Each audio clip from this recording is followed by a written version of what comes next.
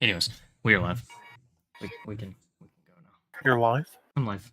Okay, let me open up your stream.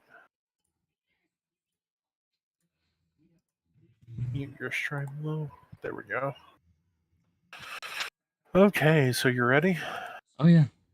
Okay. The adventure begins in the Sea Ward, where the Midwinter Gala is in full swing. Wheels of carriages and drays crunch over the freshly fallen snow, delivering visitors from across the city to the Sea Ward. Despite the frigid temperature, the atmosphere is warm and jovial. Red velvet-covered tents line Delzorn and Diamond Street. Merchants offer treats and trinkets. The air is filled with the voices of carolers and the scent of spice pastries and mulled wines. Mulled wines, not mulled. The Sea Ward glitters and gleams. The streets are crowded with merriment. Delzorn and Diamond Streets are both closed to traffic. The streets have been cleared of snow, but the snow is banked on the sidewalks and the roofs of the villas that line the street. Throughout the day, snow falls in intermittent bursts, adding a fresh coat to the ground. The sunlight is feeble behind snow clouds, but the rays catch the light of the freshly fallen snow, and it is quite bright outside. The lights under the tent is dimmer, lit only by candles and magic items. Keurig, Eris, and Thara walk into the marketplace and look at the vendor tents lining the sidewalks. Thara, although previously gloom, seems cheerful, as her almost painful-looking grin forms on her face. She begs Keurig and Eris if they can go look at the vendor tents and promises that it won't take long.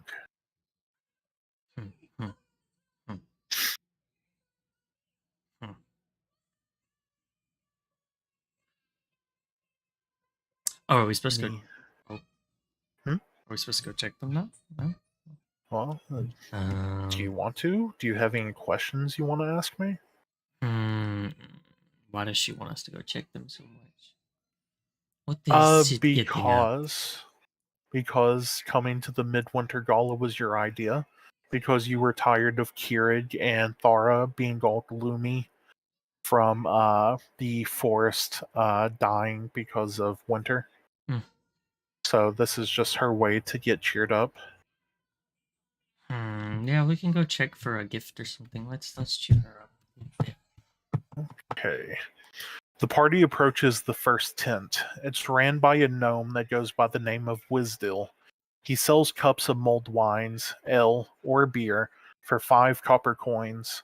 Wisdil is staving off the cold by imbibing from his own supply and is in quite good spirits. In the corner of the tent, we spot a rather peculiar-looking fellow, huddled by 2 lanterns wearing thick wool garments and drinking something much stronger than that Wisdil is selling. He looks up from his book and closes it with a rather dramatic thump and approaches us. He introduces himself as Lucio. He says we're obviously new to the Sea Ward and he'd be more than happy to show us around. Eris gives a long stare up and down and remarks, "Isn't this place too cold for an overgrown lizard?" And with a flick of his tongue, Lucio replies with Dragonborn. Thara, detecting the animosity in the air, proclaims we should all have a drink and then move on to the next vendor. She also gives a goofy grin and says Lucio is more than welcome to join us.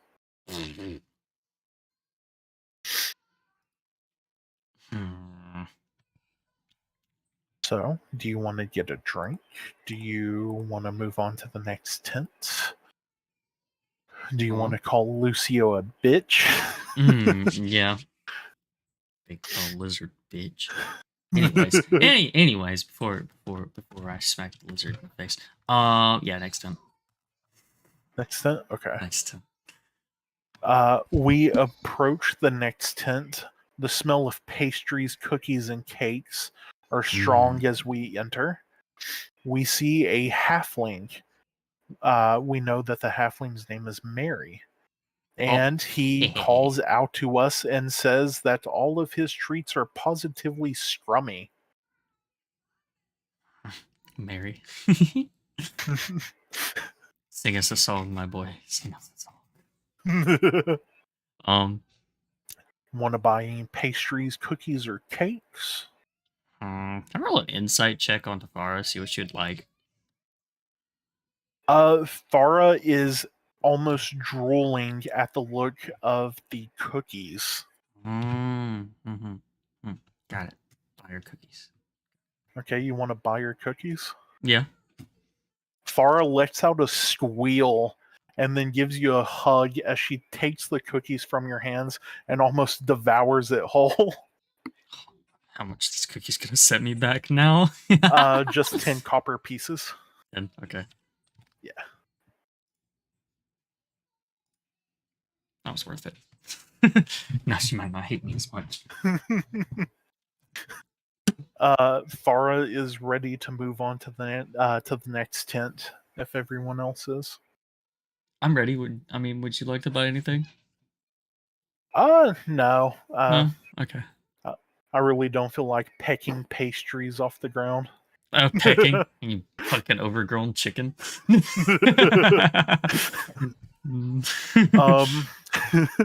We enter the next tent and we see beautiful knitwear, hats, scarves, gloves, and small knit animals lining the shop. We can see that the shop owner is actively knitting an ornate cowl when we enter the tent.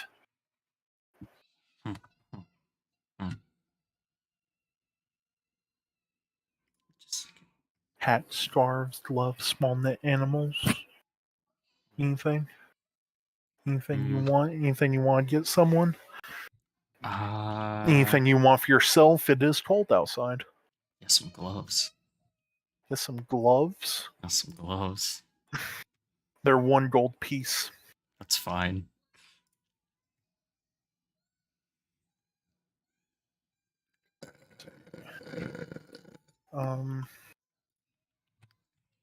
I will make a homebrew item. Okay. So just go ahead and deduct it and I'll make a homebrew. Okay. I already deducted it, so we're good. Okay.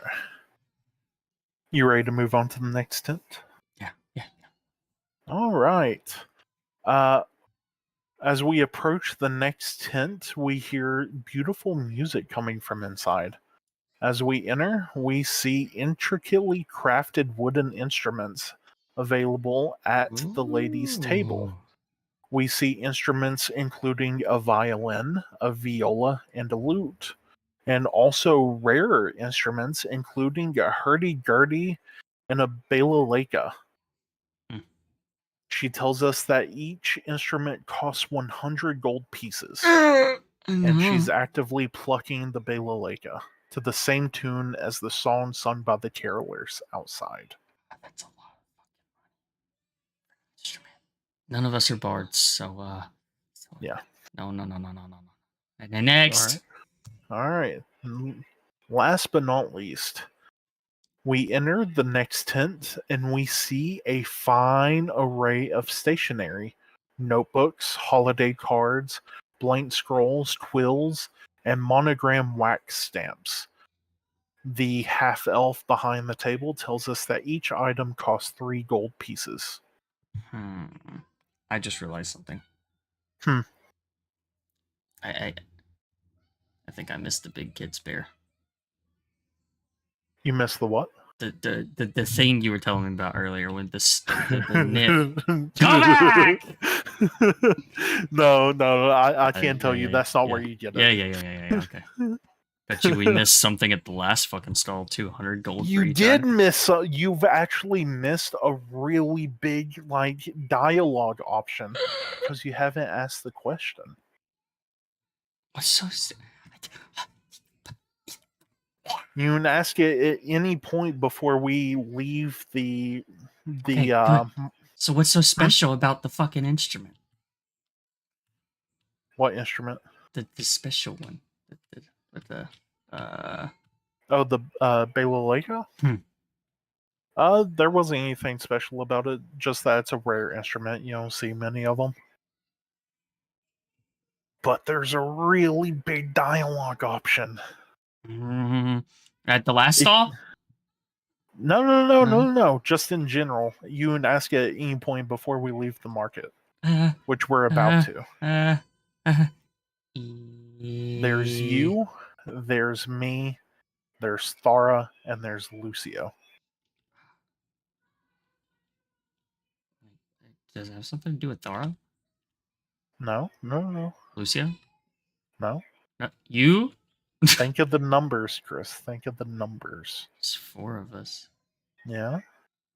We each probably should have got something from each of those stalls.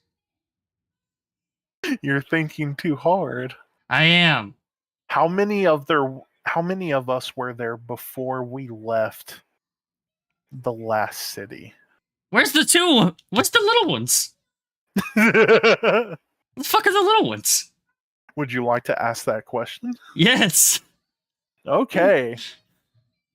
Keurig lets out a brief sigh and says gloomily, I feel bad that we had to find another farm for Sylvia, Bonyan, and Lyndon to stay at. I'm sure they would have loved the festivities, but it's for their own safety. Thara cheerfully says, maybe we should buy some ornaments from the vendor tents to hang on their branches. I think they would really enjoy it. Let's buy them some ornaments. I feel so bad I forgot about the 2 little ones. Oops.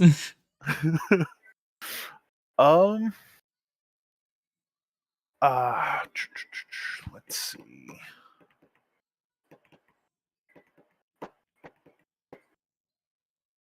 Do you want to get ornaments for our friends? Yes. You do. Okay, well, let's go back to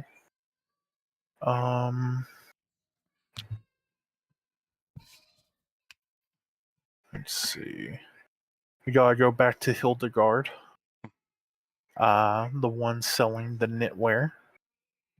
And how many ornaments do you want to get? We have three friends. They cost 1 gold piece a pop. So 6, 2 for each. And then 6. the ugliest ornament she has for the lizard. Put it in his tail when he's asleep.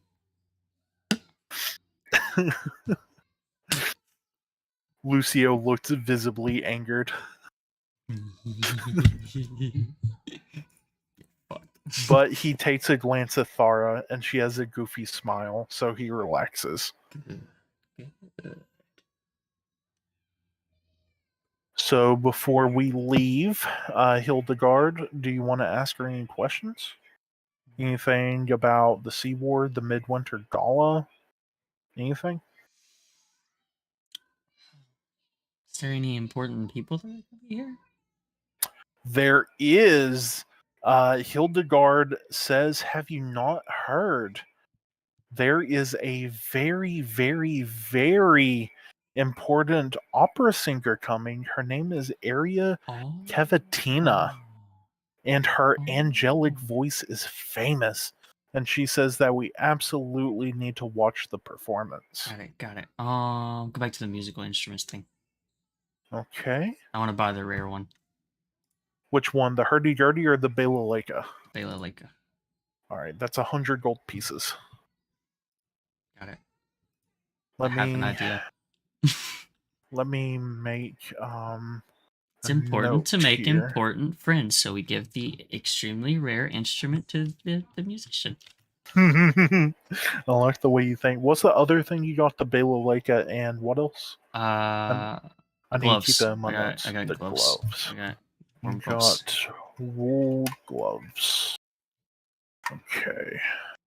I just need to make sure I keep track of that. I was going to be so sad if you didn't ask about Sylvia, Bonyan, and Lyndon, bro. Yeah. Okay. So we spent the afternoon at the marketplace, and it is now 3 p.m. The sun is beginning to lower in the sky, and the doors of the Castellanter villa are open. A servant of the household steps forward and heralds the start of the performance in the villa by sounding off on a trumpet. The crowd clusters in the entrance hall, and the servant Willifort Prowl leads them to the ballroom on the second floor. The doors remain open to allow the overflow audience to trickle into the villa. The villa, as always, is well fortified. 4 guards flank the front door, 2 on each side of the interior inside the ballroom. 6 additional guards are posted around the perimeter of the room. The guards are private hires of the Castellanters and are there they are there to prevent guests from wandering around the estate. In addition to the private guards, the city watch is on hand. Among the city watch present is Captain Justus Staggett What a and 2 name! What a guards name! under his command.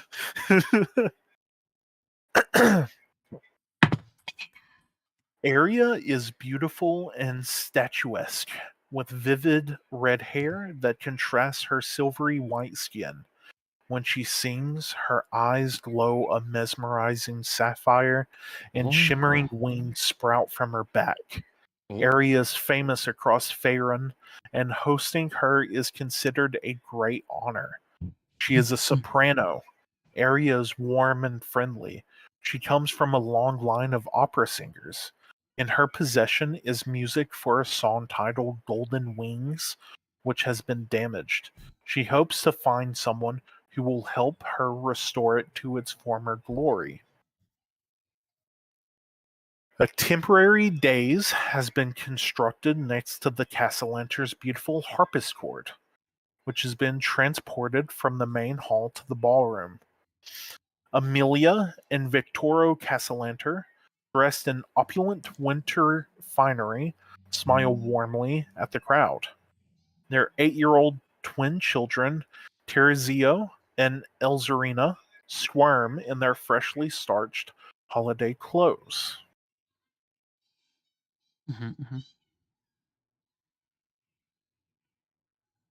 Want to do any checks? A slight investigation check. Okay. Roll a wisdom. Oh, wisdom. Perception check. Perception check. I rolled the wrong check. I still got a 4. You know the dice what? are not on my side today. I'll give it to you anyway. Okay. We see that Elzarina looks anxious beyond just typical childlike ennui. She glances around the crowd, then over her shoulder, and nervously at her parents. Balled in her fist is a crumbled piece of paper. It's a story called The Wooden Girl, and it's ripped from one of her books. Amelia introduces the performer opera singer Aria Cavatina. Aria performs without accompaniment. She sings an opening song elevating a familiar holiday tune. Radiant light fills the room and enraptures the audience. The singer's voice fills the room, and her radiant light follows. It is a soft, warm light that makes the Castellanter's decor gleam and shimmer.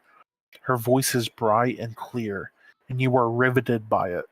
The crowd watches in silence. Even the ornery children have gone quiet and watch open-mouthed. Aria extends her arms, heralding the start of another song, but suddenly stumbles and lets out a blood-curdling scream.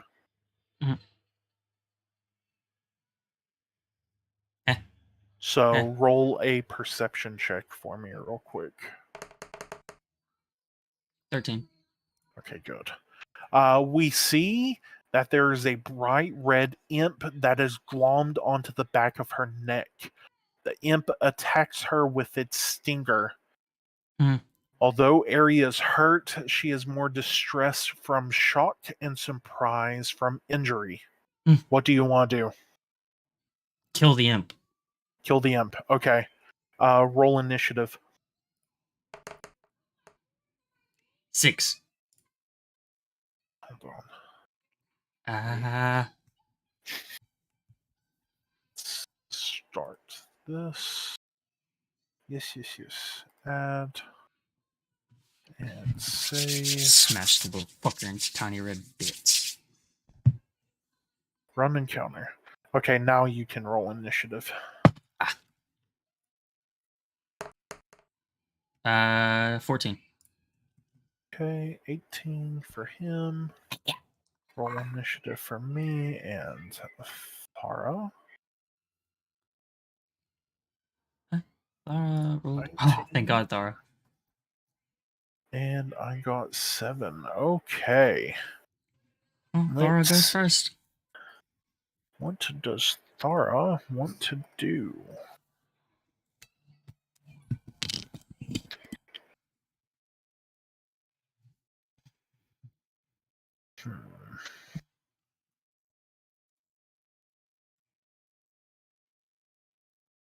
Let's see.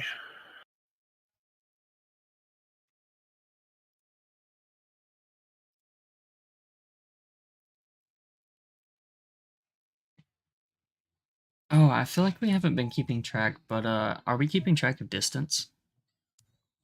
Or are we just playing? Or are we just playing it like without distance and stuff?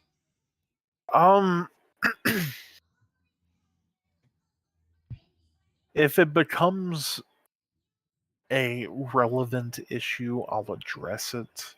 I mean, we don't have to. I mean, it's totally up to you. You're the DM, so. Yeah, no, I mean, like, I have toyed with it already with the whole mud pit incident with the goblins. Yeah. But you know, it's not a priority, but it's in here sometimes. Yeah, right. Let's see. Just make sure you remind me when range is a problem. That way I know. Okay. Farah is going to cast a moonbeam. Oh. 6 damage. Hey, yo. You got him. Oh wait, I didn't even start the. Oh, apparently I had my crossbow in my hand this entire time. Great. I should probably unequip that. Just because I know you said you wanted to start the making us do the thing. Do the roar. Now she will cast Moonbeam. 12 damage. Oh. Nice. Okay, let's see.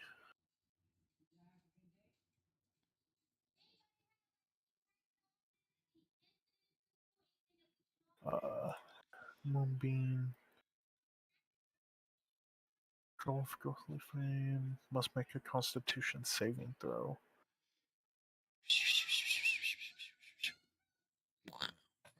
Shit. Constitution saving throw. To the side, you can see that the ponytail sticking out of the back of my Did not get it. So it takes 2d10 radiant damage. Okay. Nice. So, how much damage did Thara do? 12. 12. The imp is dead.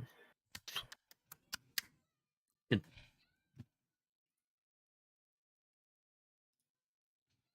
Well.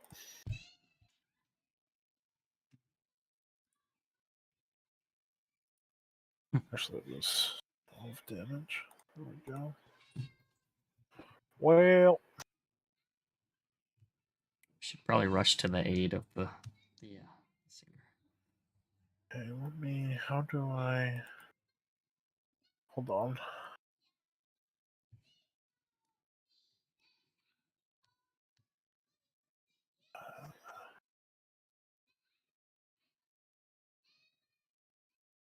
Don't worry. It's not where she's fine right now. This isn't.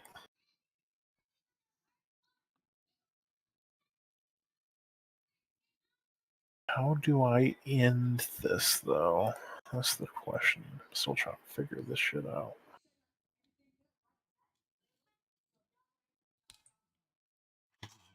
I don't know. Huh.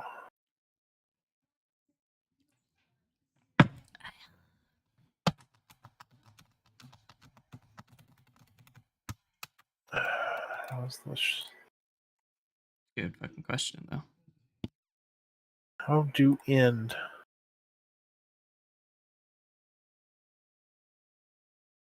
How do end you? Let out. Me no want here no more.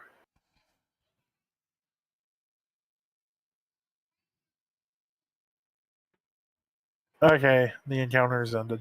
Good, good. I think. Wants me to resume. It's over. He's dead. What do you mean you think? I think. You think? I think.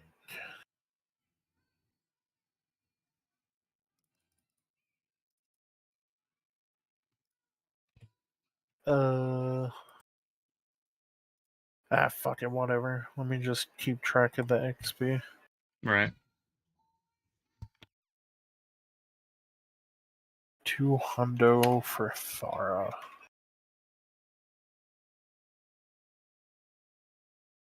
Okay. Anyway, back to my DMing. So you want to rush to her aid, right?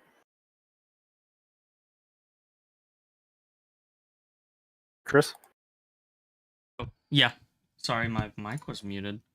Oh, okay. We run to area, and she is unconscious on the ground, but not dead. Excuse me.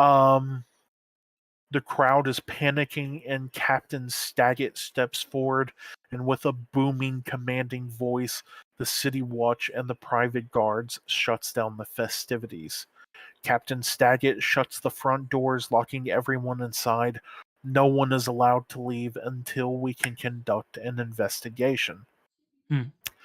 Captain Staggett urges anyone willing to help with the investigation to step forward. Meanwhile, one of the guards has stepped forward and is attempting to stabilize area. Thara should probably help. She's a support. Okay. She can. Okay. Let's see. What can Thara cast? Yeah.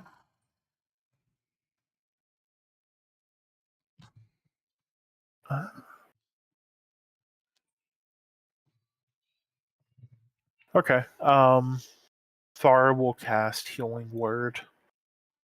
That brought area back up to 8 HP, but she is still unconscious on the ground. We're not sure why, but there's nothing we can do to awake her. Right.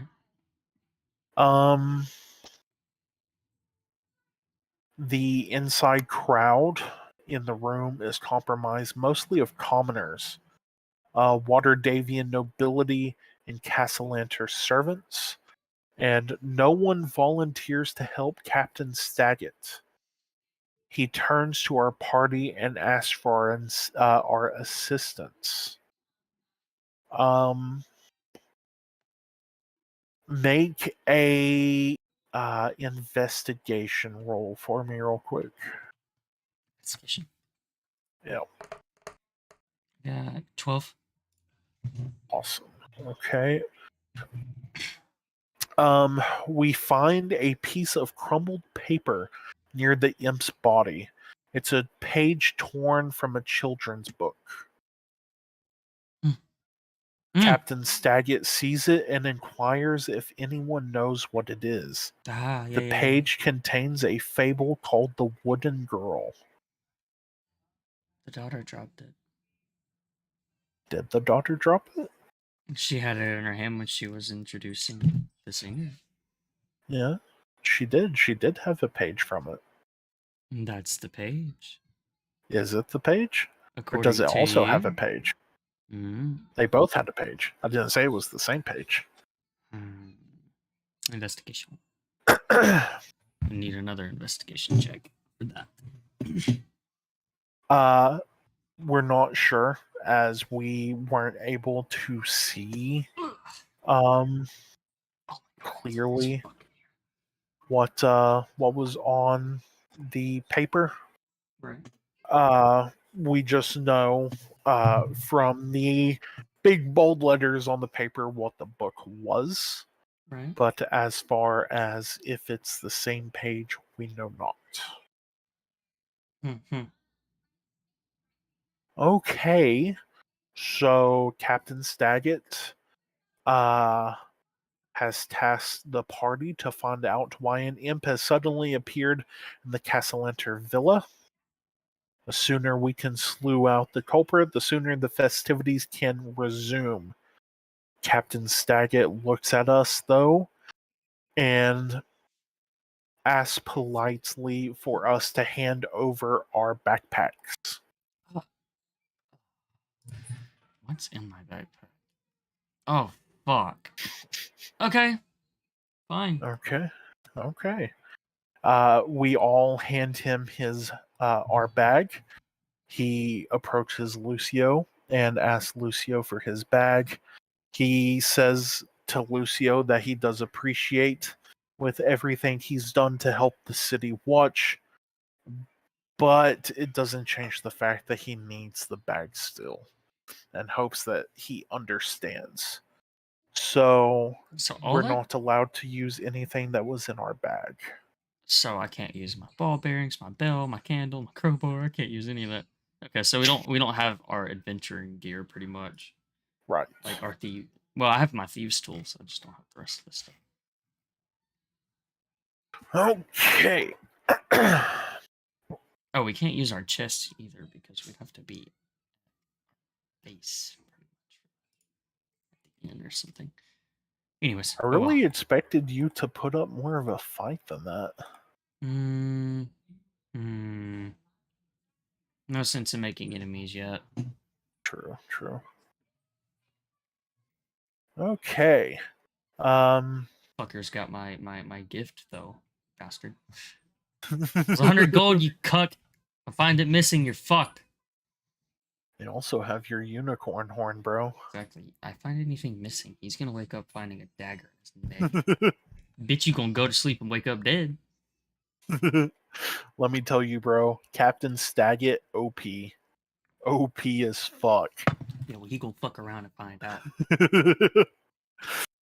Captain Staggett permits the party to access the Castellanter villa, but Amelia and Victoro protest, requesting that the characters remain limited to the main compound. Intimidation. They claim... Give it a second. Sorry. Go ahead. Go ahead. They claim they wouldn't want the characters to wander out of sight and get hurt. Staggett reluctantly agrees to this request. That sounds a little suspicious to me, if you don't mind me saying. Ma'am, so sir. Go ahead and do a insight check for me. 15. 15? Awesome. 15. We catch the worry masked behind the Castellanters' otherwise warm demeanor. With the presence of a rogue imp in their home, they worry that this will cause suspicion and eventually lead to the discovery of their Asmodeus cult. Persuasion. No. Intimidation would be better in this case. If they're hiding something, persuasion's not going to help. They're not going to want to.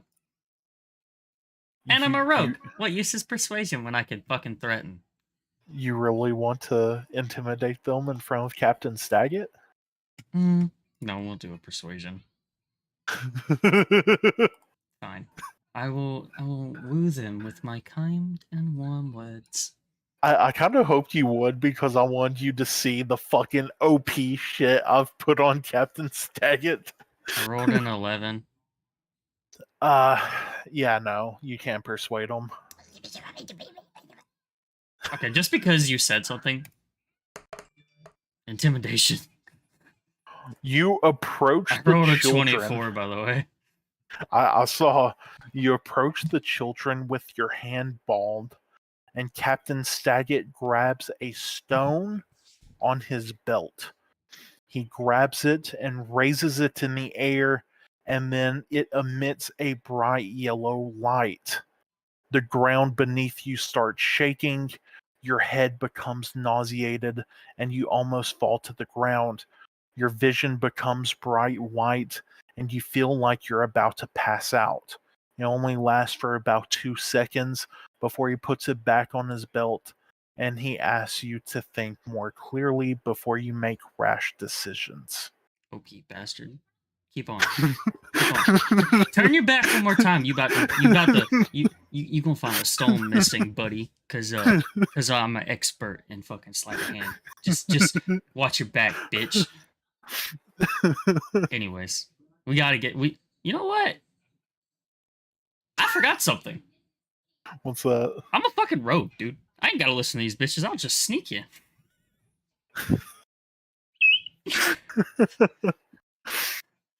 Oh god. What am I fucking stupid? Yes. Oh god, where was I? I feel like he'd kick my ass if I tried to, but I kind of want to slide a hand that fucking rock come in handy. He only held it for 2 seconds too, dude. That would be mighty helpful. All right, sir. I'm gonna need you to cause a distraction. Cause a distraction. We're gonna need that. Yeah, you really want to do this? Yes. Okay. Cause a distraction. Damn it. I don't know what kind of check that would be, but cause a distraction. So you tell Kiraj that you want him to make a distraction. Thara looks at that you would be a performance check. with a worried look, and under her breath asks you not to. Oh, yeah. Okay, sure. I won't. Do it.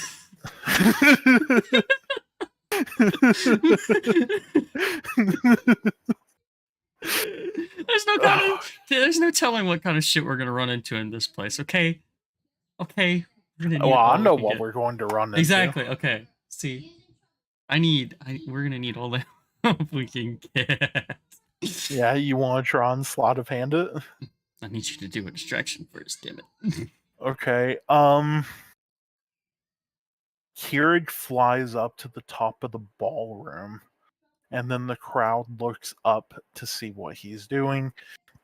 As Aarakocra aren't common, so everyone is amazed that he can fly. Okay. I need to do a stealth and sleight of hand check then. Yep. So stealth 15. All right, sleight of hand 24. You're crouched behind Captain Staggett as he's looking up at Kiraj, and as you place your fingertips on the yellow stone, a burst of energy runs through your body, and you're slung across the ballroom, and you hit the wall with maximum force, and you take 12 damage. Bad idea. And you are knocked unconscious for 15 minutes. Oh, fucking bastard. Okay, so in your conditions, right? I need you to give yourself exhaustion level 1.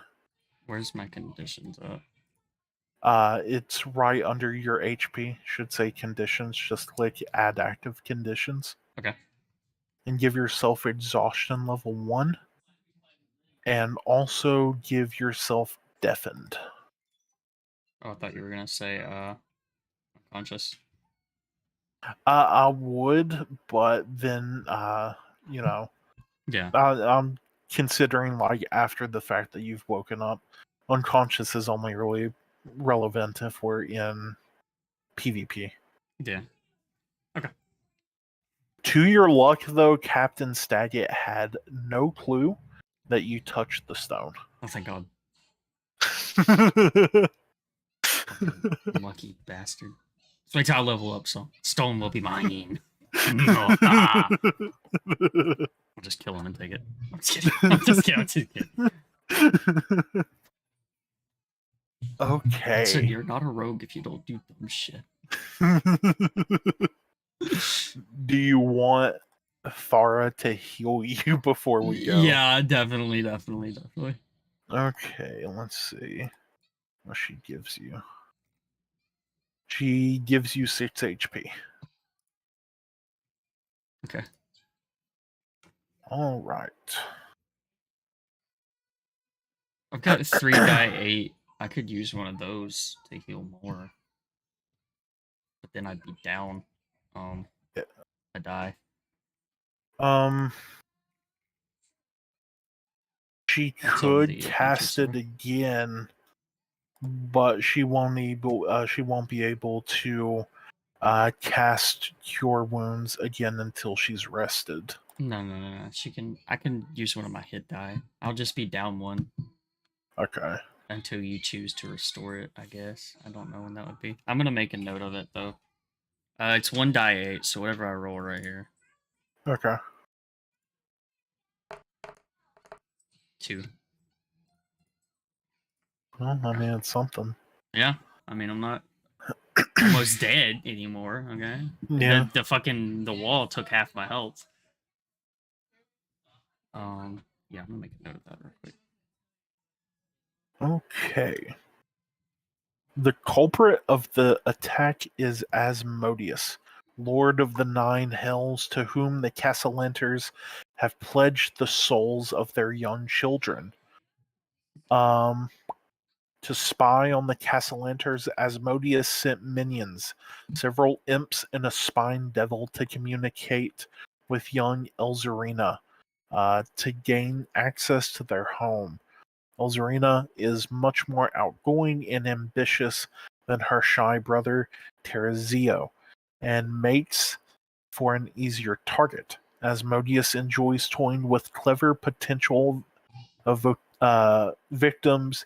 He has tasked Elzarina with solving a puzzle using an old Faerun fable, The Wooden Girl, which just happens to be an allegory about Asmodeus himself. He changed the name of the fable's protagonist from Eliza to Elzarina to catch her attention, and it worked. Reading the story aloud summoned an imp to Elzarina's room. Delighted, she befriended the small fiend who convinced her to continue the puzzle. Are you gonna eat that chicken rice plate your girlfriend has for you? Chicken rice. That's pork ribs. Are you gonna eat it?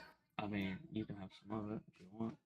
It's got bones in it though, so yeah, like they're small short ribs, so like they have bones in each one of them, so just be careful.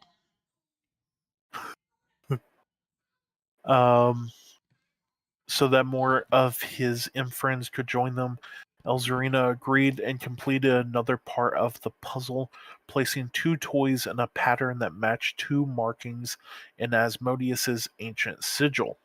When the second imp appeared, Elzarina saw the creature's true fiendish tendencies and grew fearful. Her fears were realized when the second imp attacked Arya and shut down the party. Elzarina is afraid to tell her parents what she has done, but is willing to help the characters finish the puzzle, so the devils plaguing her may be banished and she can enjoy her favorite holiday festival. Incidentally, the Castellanter Villa is already home to several imps who serve Amelia.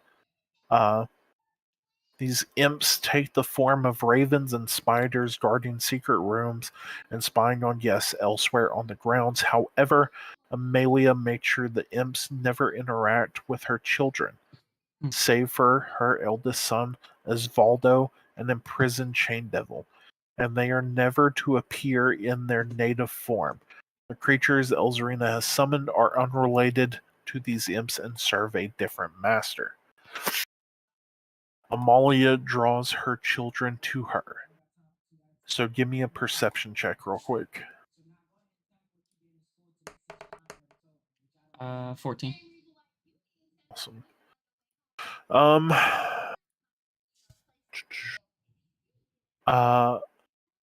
We see that Elzarina is especially frightened when she sees someone holding the Rip story. She lets out a squeak before clamping her hands over her mouth. To aid in the investigation, a recovering area offers the characters an item called the Bell of Silent Carols. So we now have that. You want to know what it does? Do an investigation check. 14. Let's see. That's so much. No, fuck you. Get out of here. You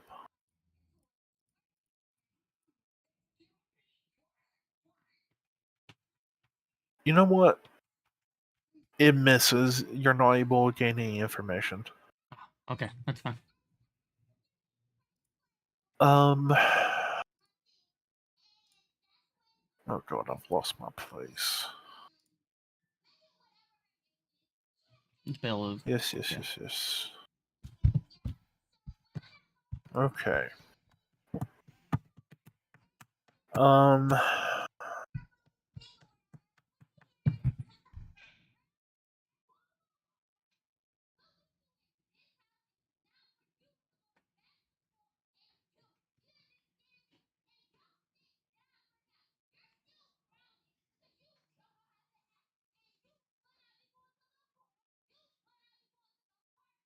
Okay.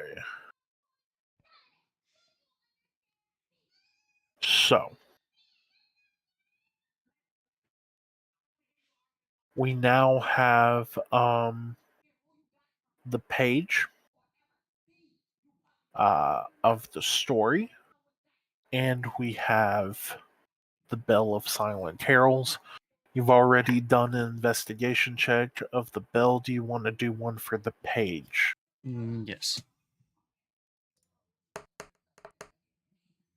4. It is kind of hard to miss since we're just turning the page over. So, we see on the back of the torn book page is a drawing of his ancient sigil, Asmodeus's ancient sigil. And Asmodeus's name is on the sigil.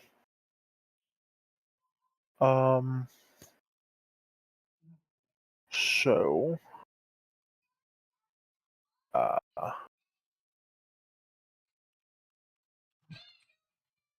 go ahead and do a. You can either do a history or an arcana check. It's up to you. Either way, both of them are a +2, so I'll just do Arcana. Oh, 20. Awesome. We see that there are sigils representing other devils and demons, not just Asmodeus. We see that the sigils like this have traditionally been used as summoning circles to conjure devils and demons. We also know that recreating the sigil using random objects activated a temporary one-way portal from the Nine Hells, allowing Asmodeus's minions to pass through the material plane. In this context, the objects used to recreate the sigil are toys. Give me 1 second. I'm gonna change something on my stream, so I have to end my stream for like 5 seconds.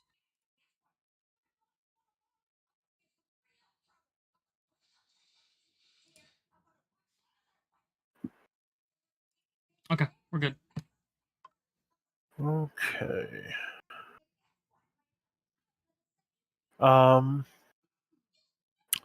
So let's see.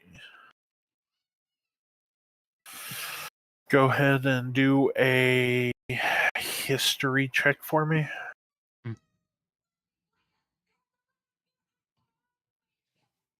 History check.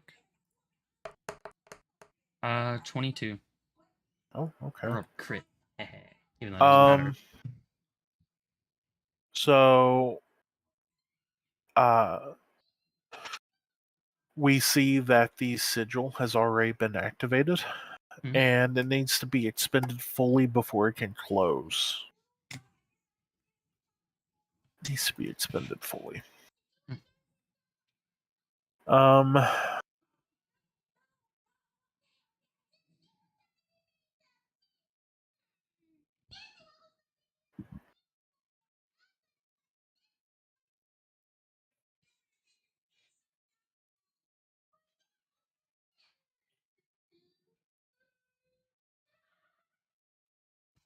Oh, am I not at 100 followers anymore on Twitch? Oh, imagine.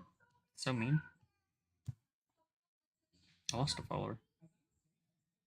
Okay, so feel free to ask any of the important characters questions. Elzarina, fucking Terzio, Vittorio, Amalia,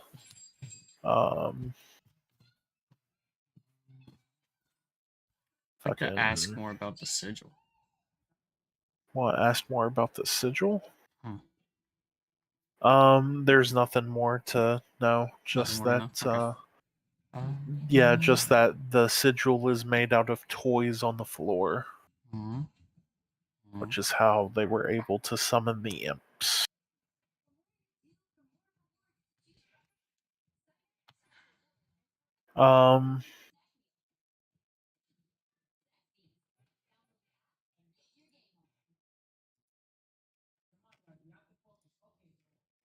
We do need to close the portal, though. So we can stop the imps from coming in. So go ahead and do a insight check. Insight? 4. I'll do an insight check. Okay. We see that there is 2 toys missing from the sigil.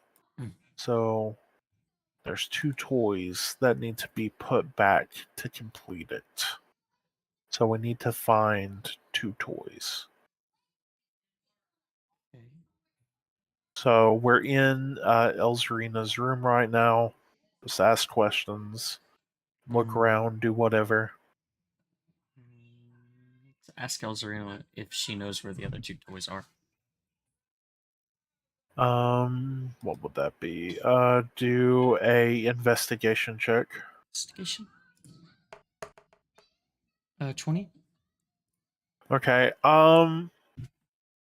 Let's see. Oh, that was an accident. Oh god, where am I?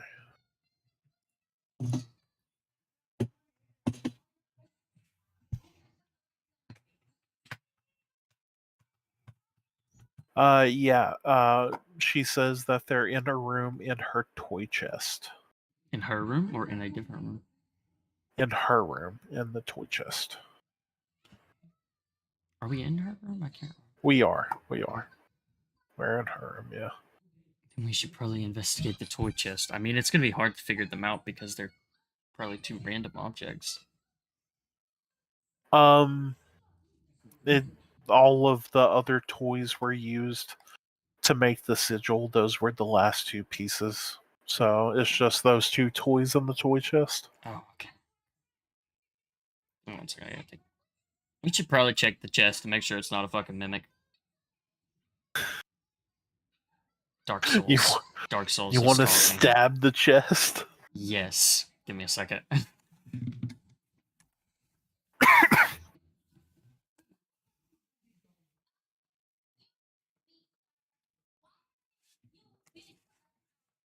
Okay.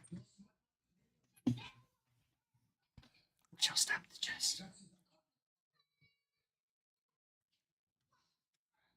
Stab the chest, huh? Stab the chest.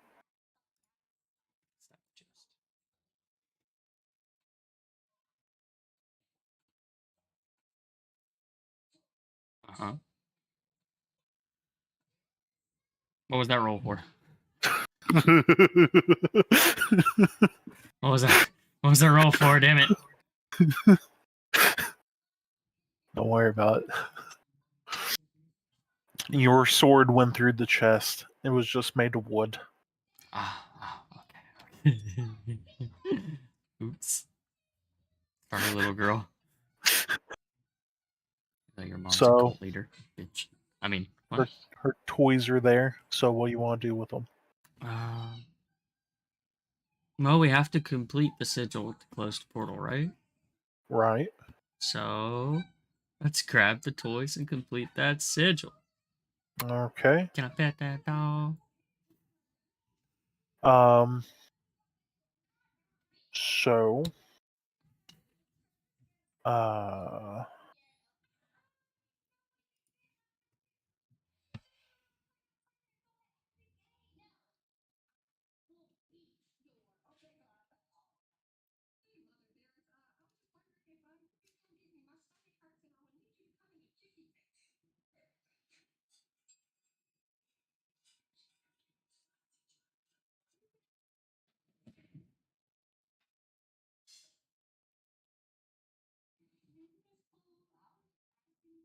okay, so we put the toys where they're supposed to be, and a imp comes out, another imp.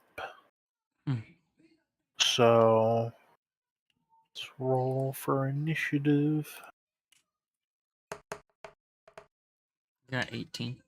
No, I have to start an encounter. Oh, no. Imp and save. So what are you doing the encounters on? D&D Beyond. Oh, you can. Oh, it's because you're the DM, right? Yeah. Okay. No, we need to. Hold on. How do I fucking.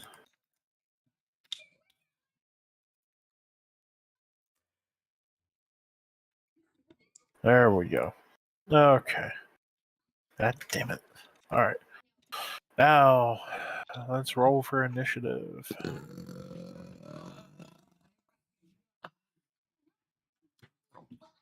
Initiative. I got 5. Fuck, I had 18 to begin with. Damn it. Okay. So I'm the last one, period. Got it. Six, Got it. 5. Bullshit. 11 and 15. Okay. And 15. Okay. Farah. She's only going to be able to cast this last spell, and then she won't be able to cast anymore. Give me 1 second. Alright.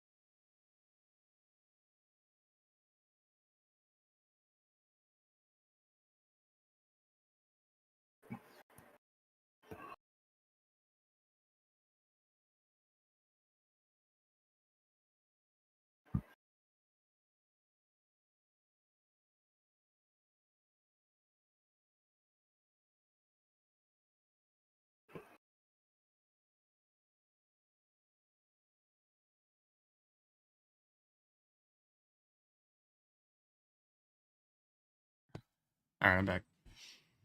Hello. Hello.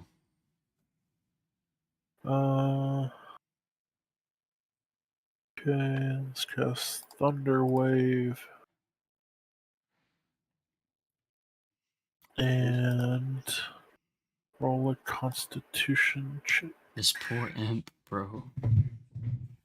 10, Oh no! 15. Oh no! Oh no! It did not. It did not save him at all. I wonder why. It did not save him at all.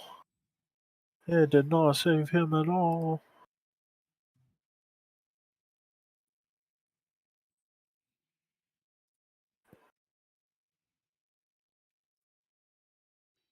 Oh god, what just happened?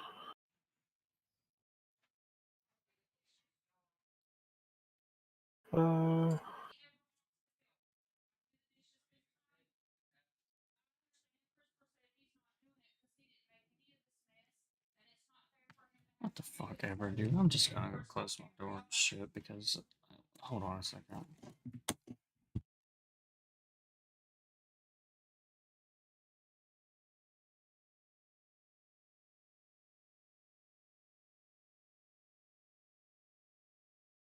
Tired of my words being fucking twisted and used against me. Whatever. What are you talking about? Just. Here, I'll send you a message. Alright.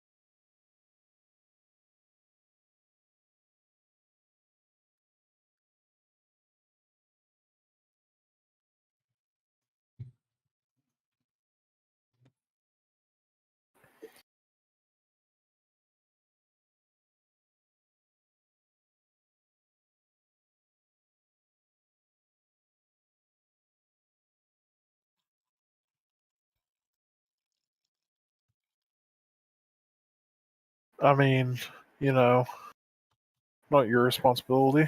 Mm-mm. I will be back though. In a few. I have to take a break. Oh, yeah? Yeah. Reading hard on throat. That's fine. So I'll return.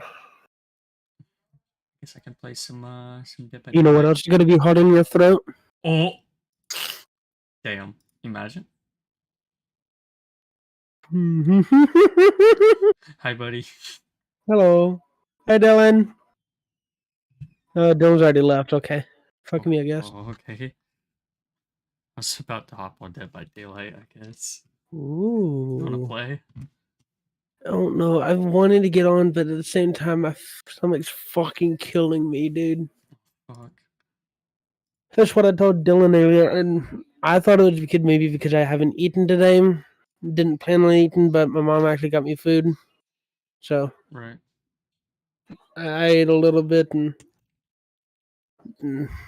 this is not it, Chief. Yeah, I mean, that's understandable. We could always hop on the footnote. Fortnite. I mean, let me check. Actually, I don't know if I have Fortnite installed fully.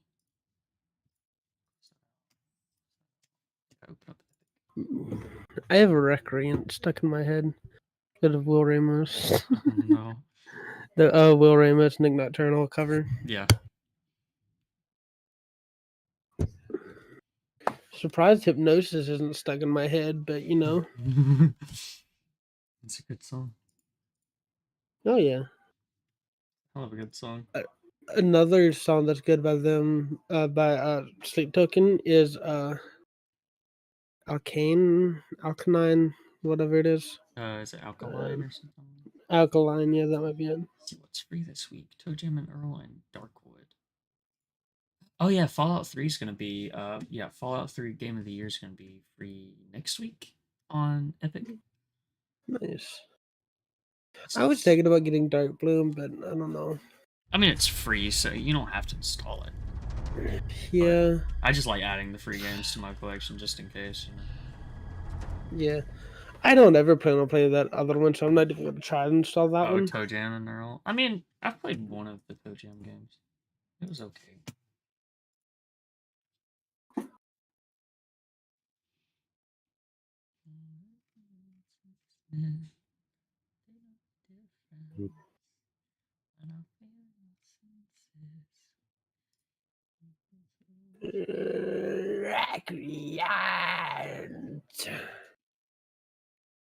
No.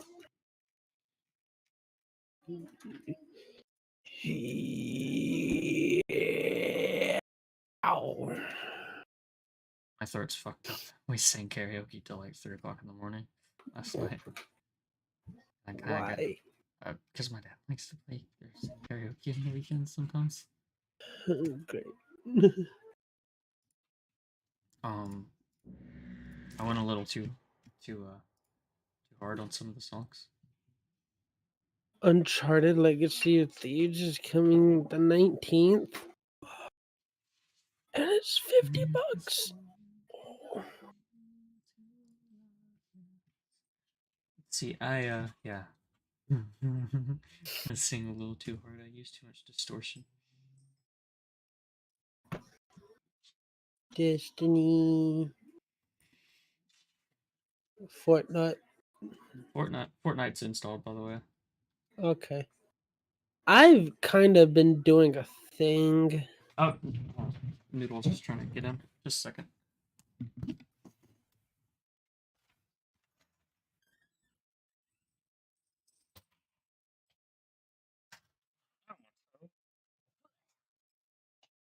Da da da da da da da da da. Just made myself lightheaded. Is the right thing?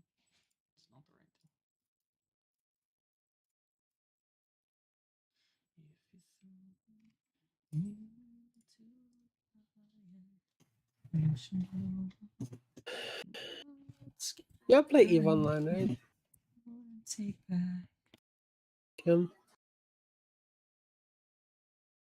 Kim, why do you hate me? I don't hate you. What are you talking about? I asked you a question. You just kept singing, then muted your mic. Oh, I muted my mic because I was seeing what the fuck Noodles was doing. Why is my volume all the way up on my phone? Anyways. I was watching the Resident Evil on Netflix. Oh yeah? The series that they came out with. I think I'm on episode like 4.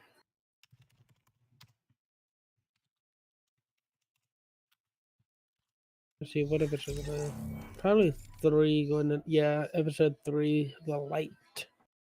And I'm halfway through it. Oh.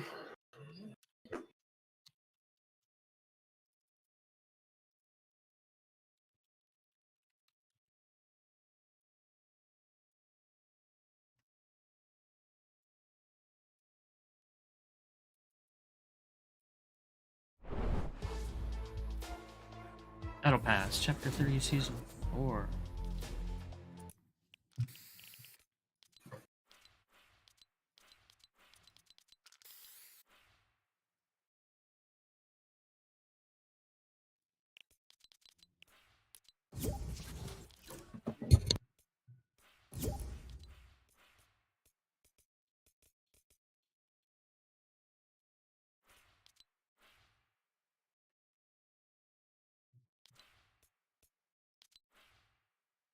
This kind of looks like, back off.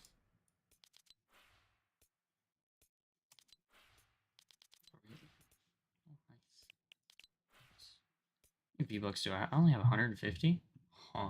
When was the last time I played this? Can you tell that I've been playing this game? Cannot. Hold on, hey, yo. 17 already? Don't worry, Dad's like level 146, 147. Oh yeah? Or are you talking in game chat? Oh, because I have open mic. Yeah, I muted it, don't worry. Let's see, I gotta kinda open this real quick.